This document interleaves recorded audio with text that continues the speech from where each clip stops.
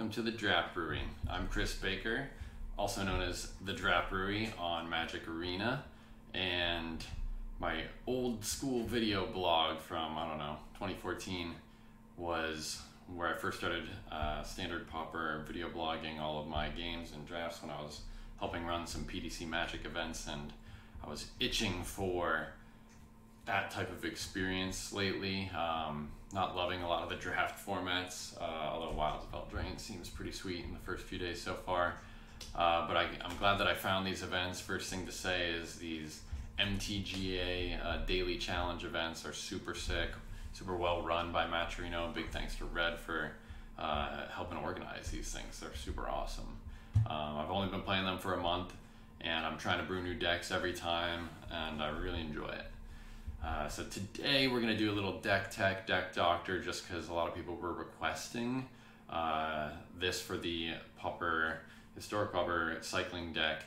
Now, I was basically in love with trying to brew an Echo Ring Return Ardent Elementalist deck for a while now, and I definitely got inspired by Dark Elven Melvin when he posted his list a day early, and he had the same kind of shell with ruins and dwarves, using the Mardu color base, and I wanted to make it maybe more aggro or more streamlined and tried to cut white, and I thought I could get enough playables. So this is like zero testing. I basically just test against bots to make sure the deck flows, but most of my brews I don't actually play very much and test them. I just bring them to tournaments.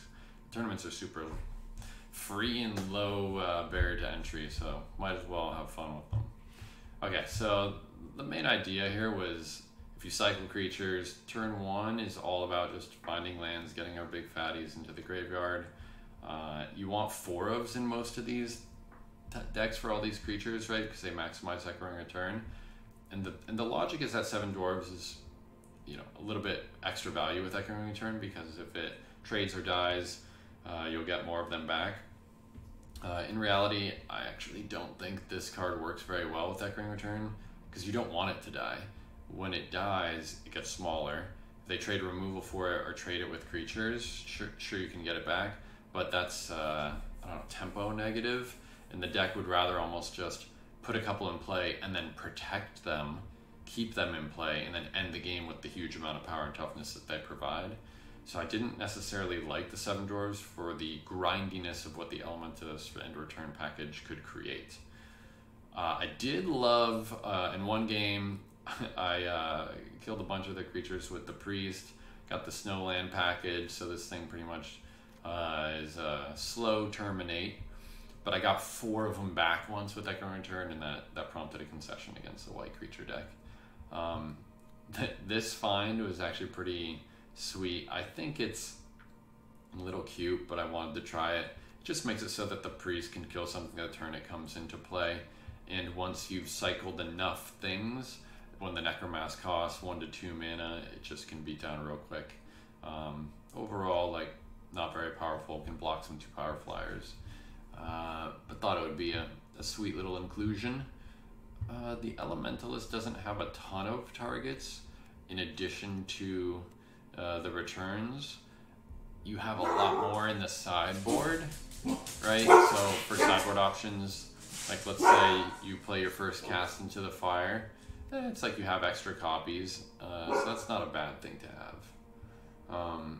It definitely ran some of the Innocent Bloods main. I mean, you could definitely see that more hexproof decks were showing up, so you needed some way to answer it. I also like an ability to get an Elementist in the graveyard.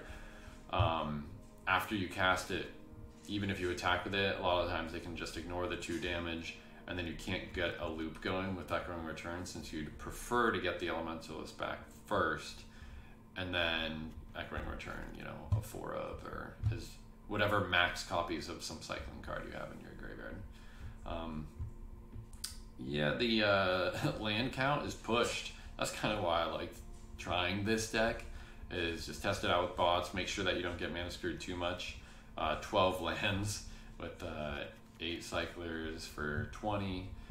Faithless Looting was like a last minute inclusion, just to try to hit lands and potentially put creatures in the bin real quick to help fuel Necromass. And the Remorse a little bit faster.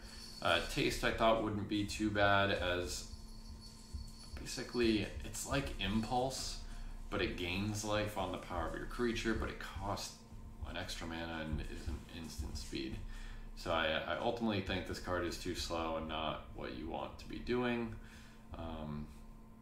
Literally just the cycling creatures for 1 mana. Like, if you're going to spend 3 mana here, what if you spent 3 mana to cycle all the 1 mana cyclers that don't cost any color, right? All of the stingers and the healers and the 3/6 vigilance dinosaur guy, like, basically do the same job, and fuel the remorse and the necromass a little bit better, and then you can play other cycling power and toughness enablers. So yeah, so like none of the sideboard was super relevant. The big deck doctor I think takeaway for this deck is don't copy it and don't play it. It's not good. Multiple people have made comments that they're scared to run decks like this because of our favorite card, Relic of Progenitus, in the format. I would just come out and say this card, in my opinion, being banned would be a way better format for Historic Pauper right now. The 3 cards that we're playing banned, Ancestral Mask and the Petitioners and the Rat Colony, are all because they invalidate deck building and are really stupid. Essentially, Relic, for any deck with no colors, or being colors requirement only, just hoses graveyards completely. Takes away from so many of the sweet things that can be done in the format. Specifically, blue and red don't have a lot of graveyard hate. Black, white, and green have like targeted exile cards from graveyard effects all over the place. So the fact that like just blue and red decks get access to just ripping apart graveyards, and not only that, but even in black-white decks or all the absent colors, people just play Relic because it's so much better than all the other ones. Like, the cycling deck would love to have a Scarab Feast as a cycling card to combo with its other cycling cards, but it's just stupid. So you just play Relic. So that'd be like, if I was in control of the ban list, something that I would easily ban. I think the metagame would be super diverse without it. The sideboard cards would be more pointed. Dawnbringer Cleric, right? Good example of just like having that flexibility. Kill enchantment, exile a card in the graveyard, gain life. Applicable for lots of matchups, just not broken, but very good at keeping some graveyard or enchantment things in check. Good example of that. Okay, so scrap this deck. Don't play it. I brewed it 30 minutes before the event just because I felt like trying something new. Okay, so the actual deck that I think it should turn into, if you wanted my recommendation for a similar style deck, right, would be this. This is closer to Dark Elven Melvin's list. I didn't look at his list super closely, but this is the style of deck that I would play. Okay, so what do we got here? We've got tons of things to do on 1 mana. So we've got 16 plus 8, right?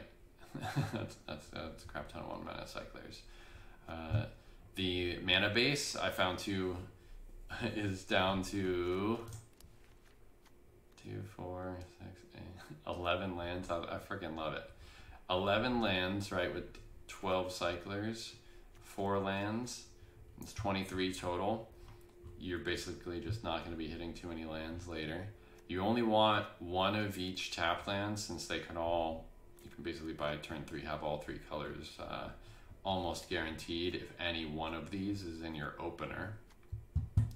And from there, the game plan's pretty simple. Try to cycle turn 1, right? The ideal draw would be cycle turn 1, two things on turn 2, so now there's 3 in the bin. 3 more things on turn 3 would net you 6 things in the bin. So by turn 4, your Necromasses should cost 1, right? Remorses cost 1 and all that. But you still have the Elementalist and Echoing Return plan. You do not need 4 Elementalists. That's why we cut a couple of those, because 4 mana is actually really expensive for the deck. You want this thing to cost 1 And all of these 6-drops don't actually get played very much. They're essentially all 1-drops, right?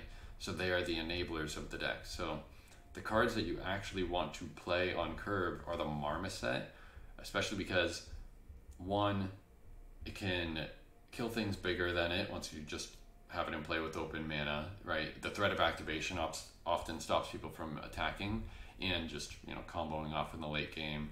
Let's say you cycled 4 stingers and you echoing return, get them all back, and then you can just like pump this a ton and just like fireball attack them.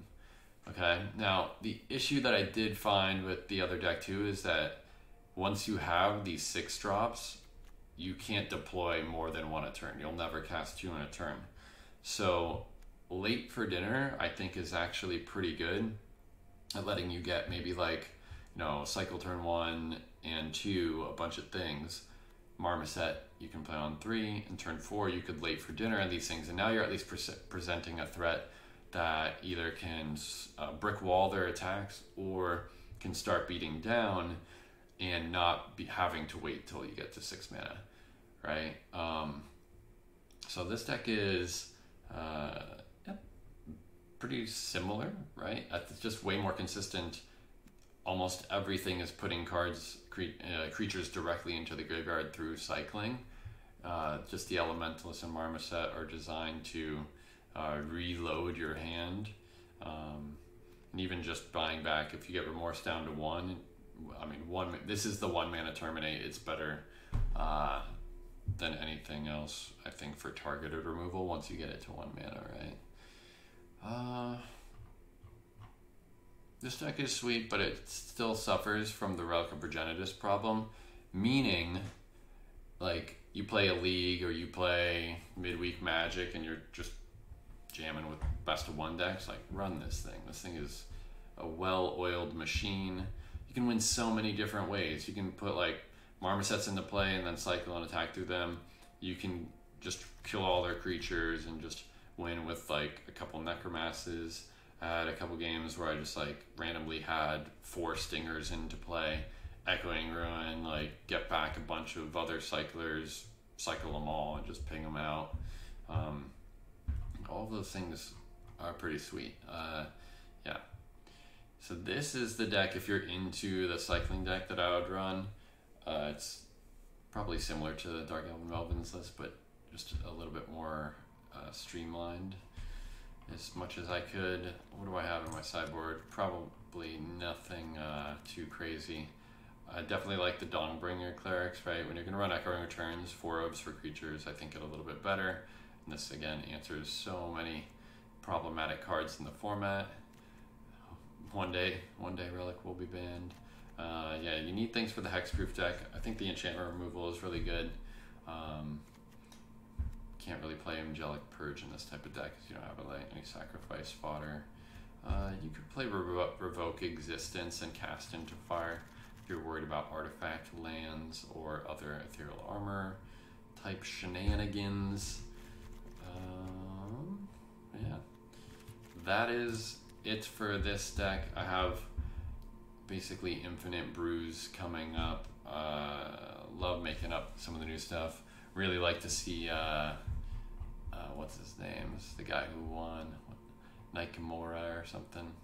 His deck was really sweet. I think Hopeless Despair, or whatever the black discard spell is really strong at creating a game where the resource advantage that you get isn't just drawing a bunch of cards, but strapping them for resources too. So he kind of plays on both axes. Alright, if you guys got any questions or comments, feel free to hit me up. I'll try to do more of these in the future. Alright, thanks.